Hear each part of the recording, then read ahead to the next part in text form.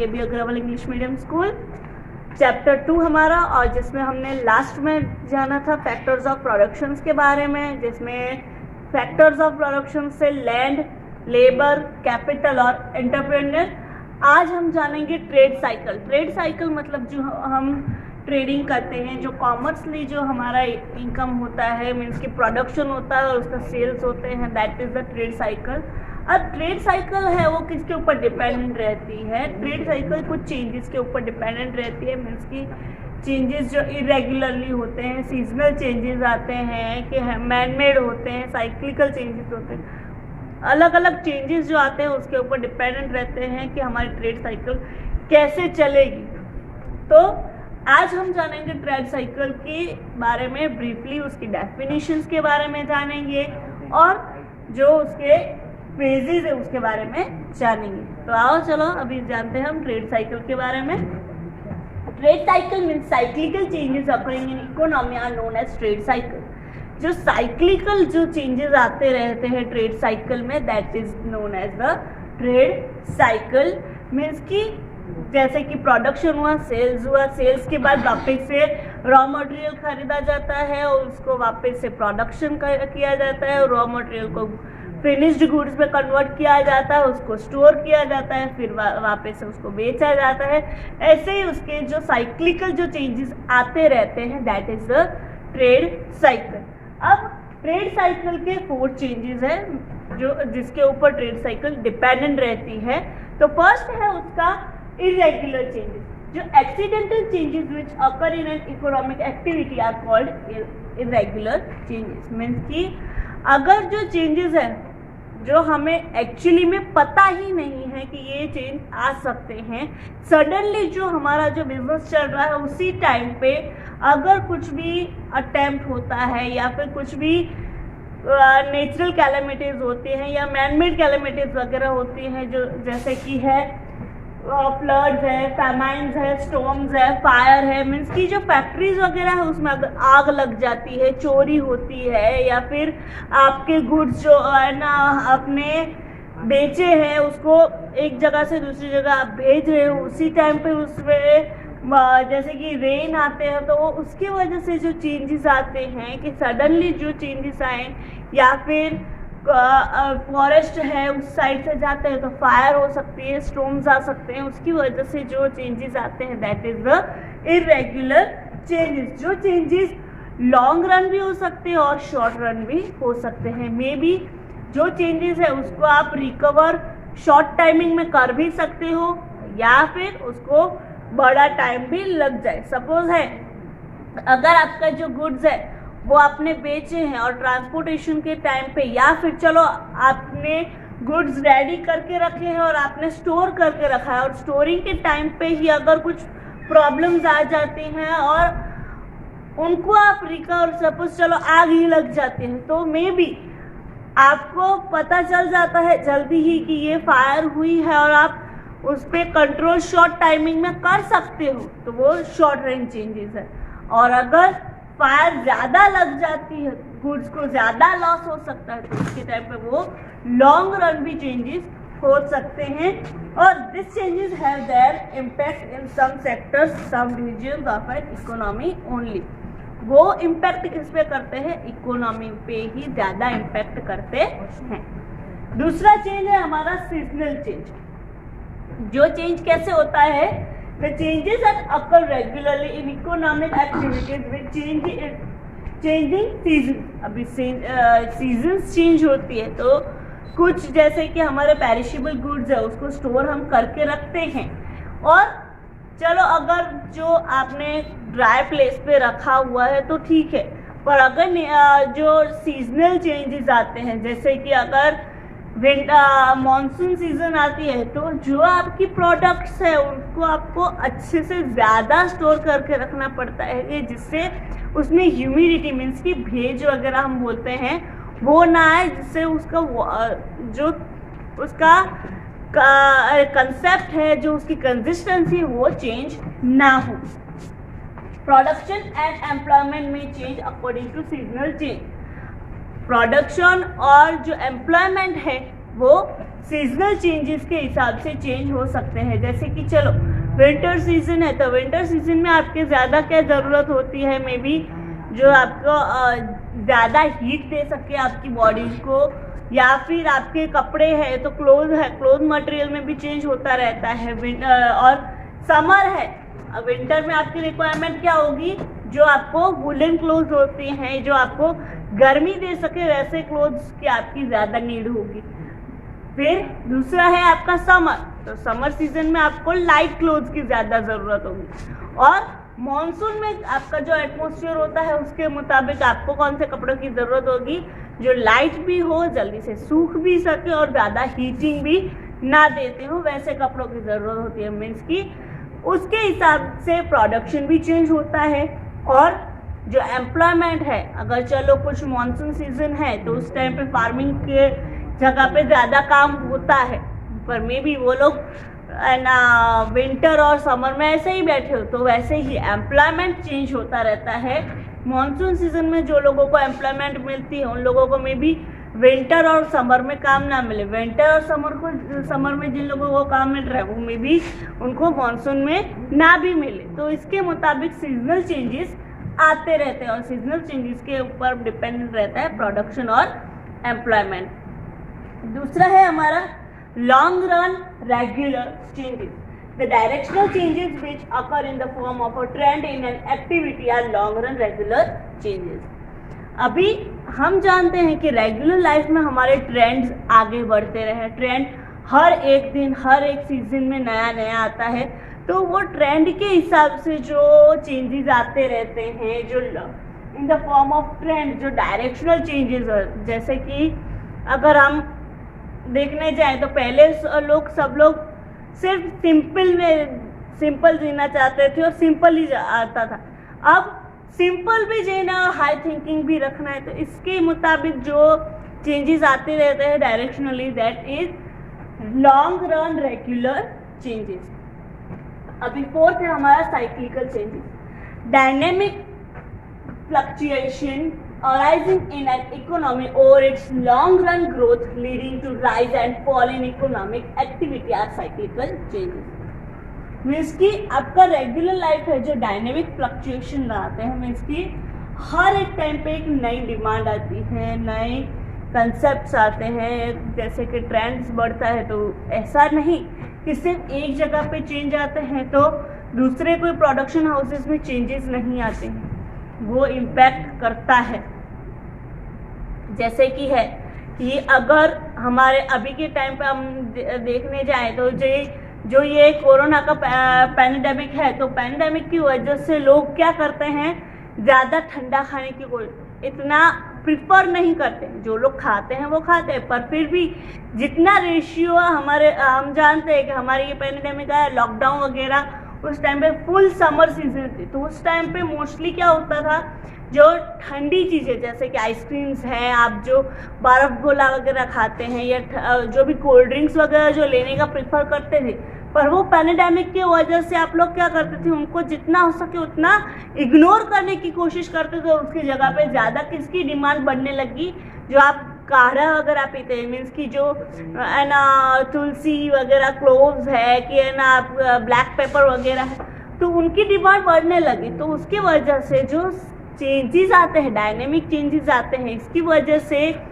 जो cyclical change है वो अलग भी हो सकते हैं। तो इसकी वजह से dynamic fluctuations arising in an economy over its long run growth leading to rise, और जो ग्रोथ लीडिंग हो सकता है and fall in economic activities, economic activities में वो राइज और फॉल पे ज़्यादा डिपेंड हो सकता है, उस पर वो इम्पैक्ट कर सकता है। यहाँ पे हमने जाना इसके जो ट्रेड साइकिल है उसके चेंजेस के बारे में हमने जाना। अब हम जानते हैं उसकी डेफिनेशंस के बारे में, जो ट्रेड साइकिल के हमें दो लोगों ने दी है, जो है हैबलर और हॉट्रे। According to Haberler, trade cycle is an interval that embraces alternating periods of prosperity and depression. अभी जो ट्रेड साइकिल है वो क्या है, that is the interval between prosperity and जो डिप्रेशन है, उसका जो टाइम पीरियड है उसके ऊपर जो ऑल्टरनेशन होता रहता है, मीन्स की चेंजेस जो आते रहते हैं, that is the trade cycle, जो उसको हैंडल करता है, उसको जो इम्पैक्ट करता है। हॉटरे क्या कह रहे हैं? Trade cycles are continuous phases of good and bad changes occurring in the economy. Economy में जो अच्छे और बुरे जो चेंजेस आते रहते हैं, that is the trade cycle. जो कंटिन्यूअस फेजेस जो आते रहते हैं, that is the trade cycle. अब हम जानते हैं उसकी कैरेक्टरिस्टिक्स के बारे में। Represent dynamic changes in economic activities. अभी जो ट्रेड साइकिल है उसमें जो डायनेमिक चेंजेस आते हैं उसको ये रिप्रेजेंट करता है। Represent the positive and negative changes. जो पॉजिटिव और नेगेटिव चेंजेस जो आते हैं उनको वो रिप्रेजेंट करता है। थर्ड है arises because of several factors. Trade cycle arise कब होती है? कुछ जो फैक्टर्स होते हैं, जैसे कि चलो सीजनल चेंजेस आए, या फिर अचानक से कोई लॉस आया, या फिर जो साइक्लिकल जो लोग का ना उनकी थिंकिंग ट्रेंड वगैरह बढ़ता रहा है इसकी वजह से, और जैसे कि लॉन्ग रन सिचुएशंस आती हैं जो कुछ जो इम्पैक्ट है वो लंबे समय तक चलती रहती है, तो उसके ऊपर डिपेंड रहता है। Have various phases and each phase does not last for a uniform period। और इसके बहुत फेजेस है पर वो हर एक फेज है वो एक यूनिफॉर्म पीरियड मीन्स कि एक फिक्स्ड टाइम तक रहता नहीं है, वो हमेशा चेंज होता रहता है। कुछ फेजेस होते हैं वो मे बी शॉर्ट टाइम के लिए होता है, कुछ फेज होता है वो लॉन्ग टाइम के लिए होता है, तो वो डिपेंड रहता है।